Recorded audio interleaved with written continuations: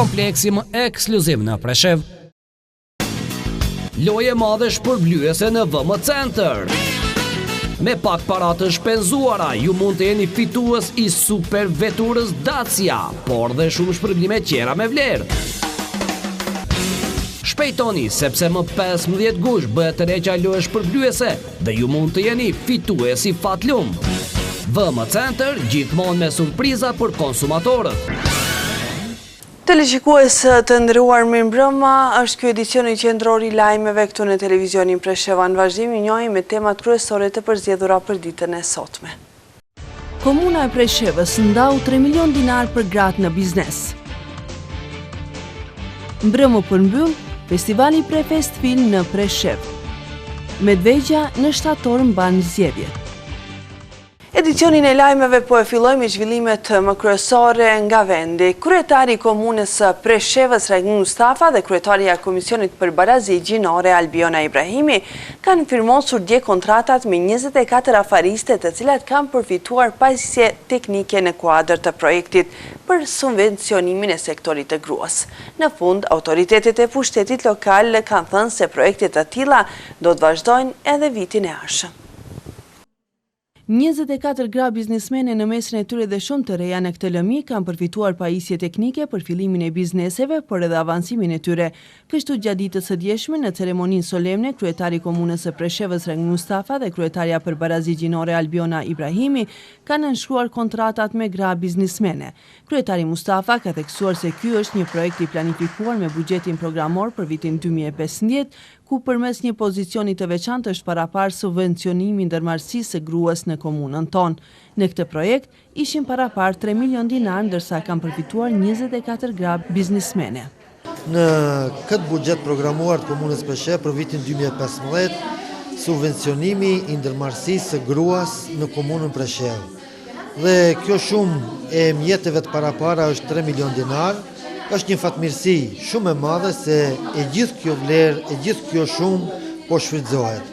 Dhe ndërkohë Këshilli Komunal i Komunës Preshev ka ndërtuar komisionet, një lloj sikurse edhe pjesë tjera të projekteve socioekonomike, por edhe ky që del burimisht nga buxheti i komunës, Komisioni për Barazi Gjinore i emëruar nga Kuvendi Komunal i Komunës Preshev në plotni ka punuar në lidhje me zbatimin e këtij projekti. Është hapur shpallja publike për gjitha gratë të cilat kanë ndërmarrësinë e regjistruar private në komunën Preshev, por njëkohësisht është hapur mundësia edhe gjithë ato që janë të interesuara që të marrin pjesë në këtë subvencionim të regjistrojnë ndërmarrjet e vogla të tyre në mënyrë që të mund të fillojnë punën në bizneset private. Atëherë nga 27 aplikues që kanë konkuruar në këtë thirrje publike, kanë përfituar 24, sepse 2 prej tyre nuk kanë plotësuar dokumentacionin e nevojshëm që ka kërkuar Komisioni për Barazi Gjinore ose komisioni implementues i këtij projekti. Një prej tyre fare nuk ka regjistruar biznesen në Agjencioni për Regjistrimin e Ekonomive të Vogla dhe në këtë drejtim 24 përfitues janë dhe secili prej përfituesve ka fituar po atë vlerë sa ka kërkuar. Është një koincidencë e madhe sepse në këtë 3 milion dinar, këta 24 aplikues nuk ka kërkuar vlerë më të madhe, asnjëri prej tyre dhe nuk ka pasur nevojë as për rebalans, as për rishikim, por as nuk ka pasur nevojë që është më e rëndësishme që të zbuten ose të reduktohen fondet për aplikuesit përkatës. Edhe kryetaria e Komisionit për Barazi Gjinore Albiona Ibrahimi ka thënë se me këtë projekt po dëshmohet se femra në Preshev ka besimin dhe guximin duke i dhënë hapësirë veprimit të tyre. Ajo gjithashtu ka theksuar se me këtë projekt ka arritur synimin e saj që për herë të parë gruaja të jetë përfituese e projekteve të tilla. Është një sukses shumë i madh, sidomos për gratë me artizanate, me biznese. Ka qenë një mund shumë i madh, disa mujor, por ja vlejti më në fund. Të gjitha aplikuesit që kanë aplikuar në konkursin e hapur në komunë, nga 27, 24 kanë përfitu, 2 nga aplikuesit nuk i kanë plotësuar kushtet, sepse njëra ishte në firmë të regjistruar në emër të të shoqit, tjetra nuk i ka plotësuar kushtet dhe një nuk e ka regjistruar firmën. Jemi nda shumë të kënaqura edhe gratë edhe ne si komision, pasi më në fund është realizuar një projekt i shumë pritur, ka vite të tëra që kam kërkuar të realizohet një projekt i tillë, edhe pse ka qenë shumë i mirëpritur nga të gjitha gratë edhe aplikueset, të gjitha kanë përfituar dhe kështu që mendoj se viteve të tjera do të rritet shuma dhe do të ketë përfitime më të mëdha nga gratë biznesmene. Edhe gratë kanë shprehur falënderimet për pushtetin lokal për subvencionimin e sektorit të grave. Esma Ymeri thekson se me këto mjete tani do të kenë mundësi më shumë dhe mendon zgjerimin e biznesit të saj. Së pari falenderoj komunës së Preshevës, pastaj jam e lumtur që e fitova këtë projekt.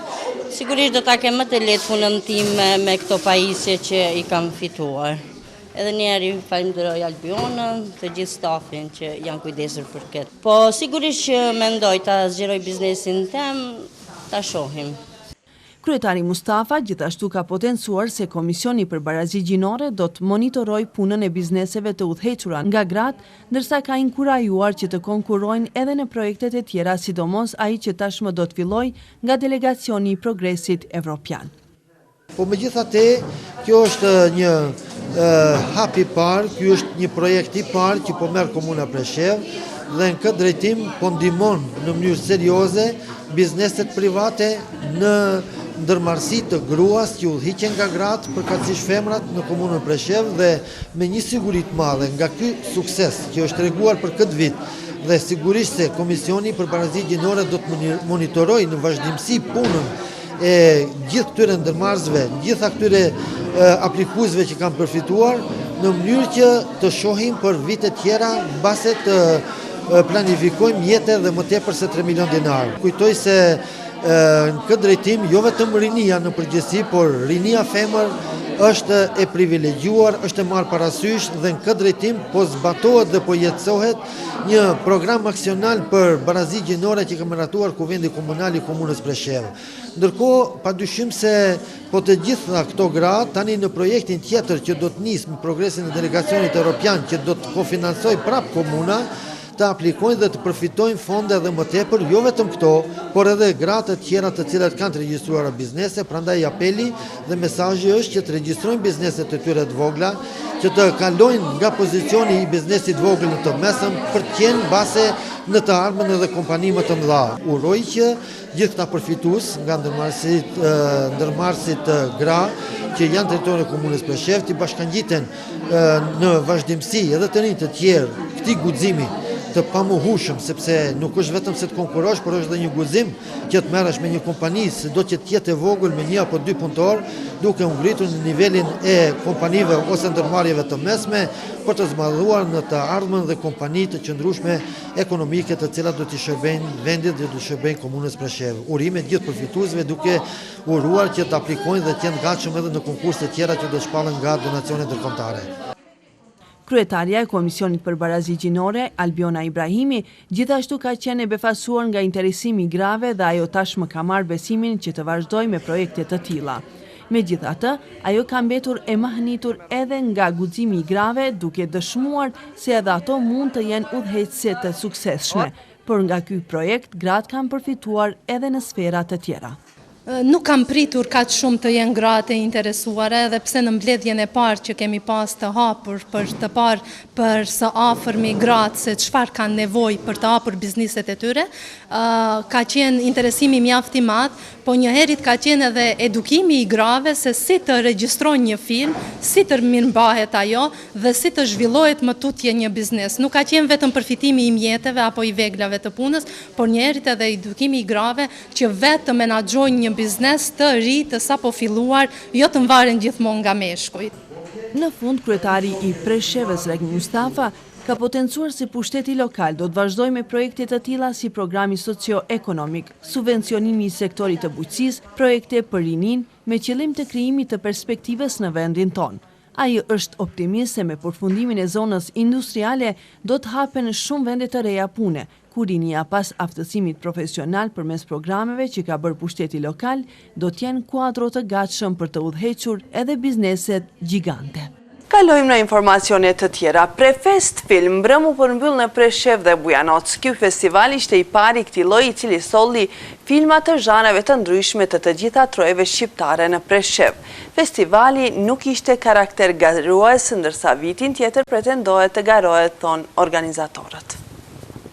Prefest Film u përmbyll në Preshev, festival ky i cili solli zhanre të ndryshme të filmave për disa netresh në 2 komuna. Mbrëm ishte edhe nata e fundit ku për herë të parë u mbajt ky lloj festivali jo garues në 2 qytete, ka theksuar kështu Kastriot Saqipi, drejtori i festivalit në fjalë.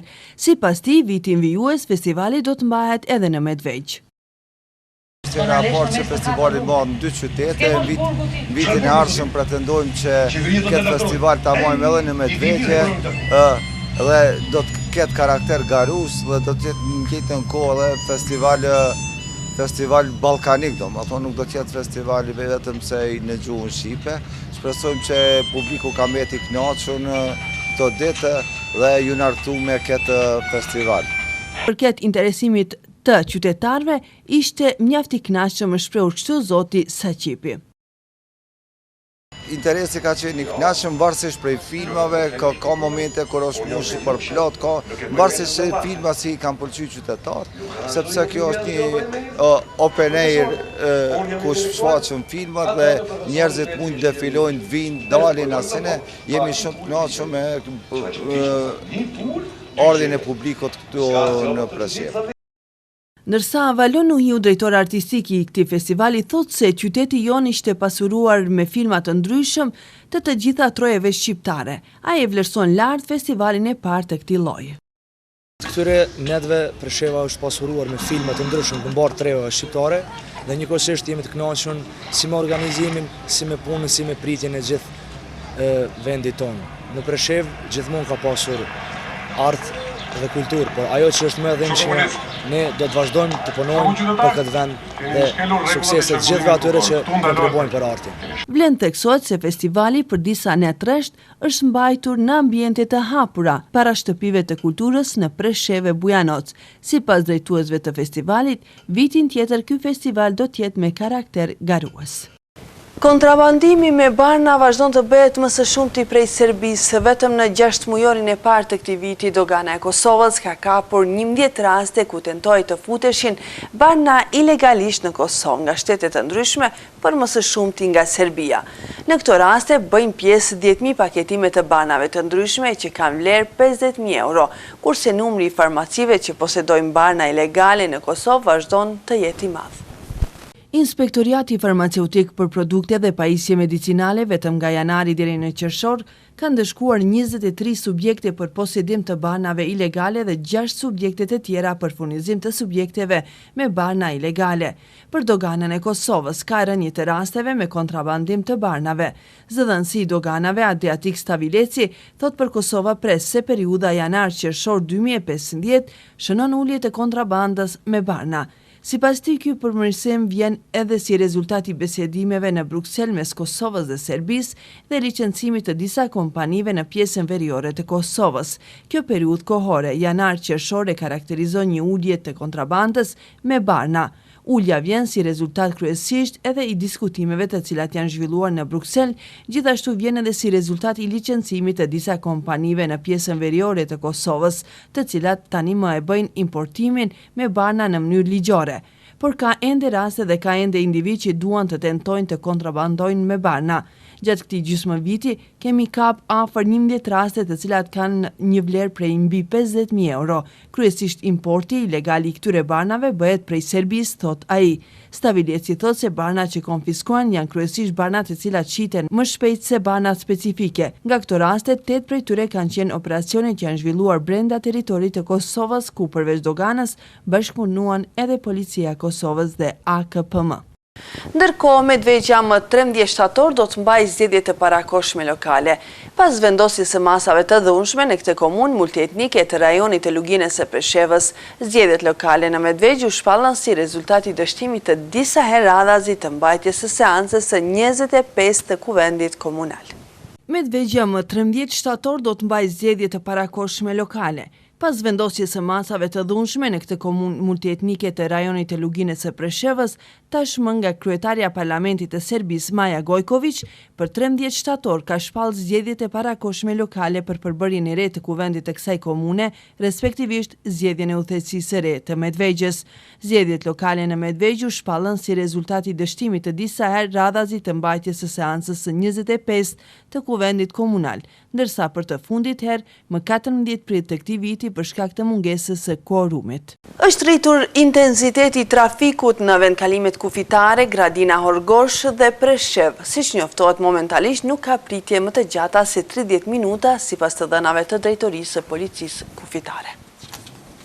Sipas të dhënave të drejtorisë së policisë kufitare, është rritur intensiteti i trafikut në vendkalimet kufitare, Gradina, Horgosh dhe Preshev. Siç njoftohet momentalisht, nuk ka pritje më të gjata se 30 minuta. Në vendkalimin Batrovci, në hyrje të Serbisë pritet deri në 120 minuta, ndërsa në dalje rreth 60 minuta. Në vendkalime tjera kufitare nuk ka pritje të gjata, por sipas AMSS-s, gjendja është e ndryshueshme për shkak të sezonit turistik dhe lëvizjeve të bashkëdhetarëve nga Evropa perëndimore. Edicionin e lajmeve vazhdojmë me bllokun e informacioneve nga rajoni.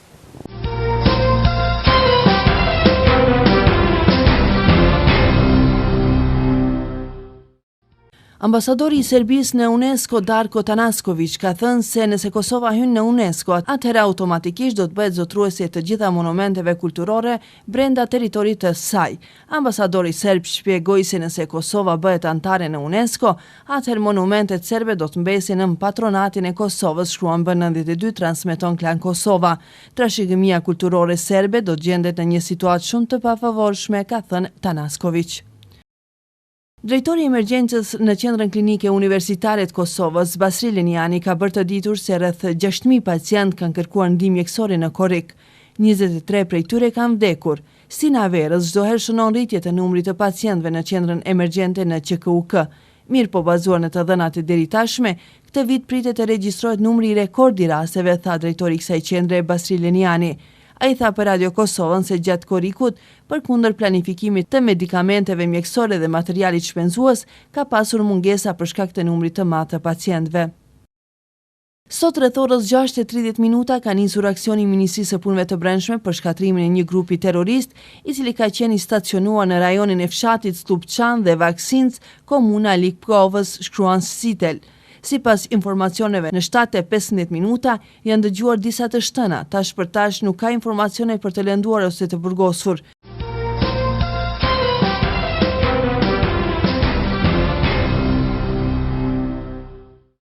Parandarjes, ju rikujtojmë edhe njerë tema që ndoqet gjatë këtij edicioni të lajmeve. Komuna e Preshevës ndau 3 milion dinar për gratë në biznes. Mbrëmë përmbyll Festivali Prefest Film në Preshev. Medvegja në shtator mban zgjedhjet. Në vazhdim ju sjellim parashikimet e motit për ditën e nesërme. Jafa Champion, nga natyra ndërpreza.